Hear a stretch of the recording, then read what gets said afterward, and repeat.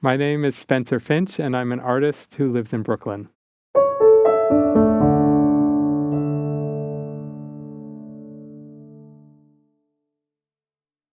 I'm really interested in unconventional representations of conventional ideas in art.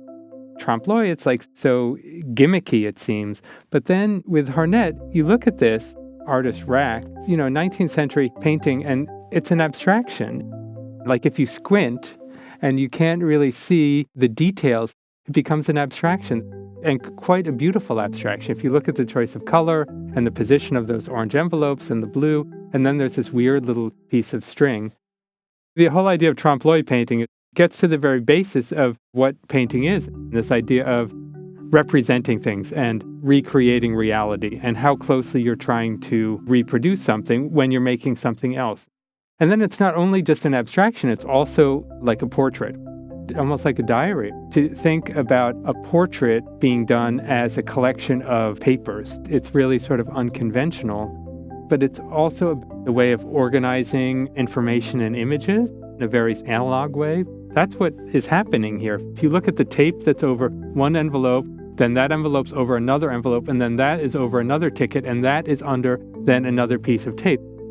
I mean, also this weird spirographic flower. It's like graffiti. It's a little bit of a joke of a drawing within a painting. This faded wood, where this piece was pulled off, it makes you think about what is the sunlight like in this room. In some ways, it's like frighteningly similar to contemporary imagery. The background, it's almost like the wallpaper of a computer screen. It doesn't have a richness that other works of art have. There's this transparency to this because it is photorealistic. There's not that tension between sort of what it is and what it says. It would seem that there's not a lot of inflection, that he's not adding a lot, he's just a copyist.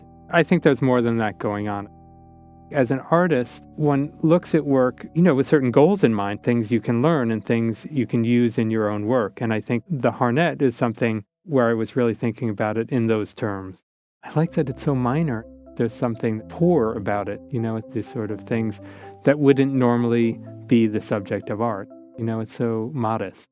An artwork that accepts its own limitations at the same time, this sort of obligation to make art in spite of all these incredible odds against it.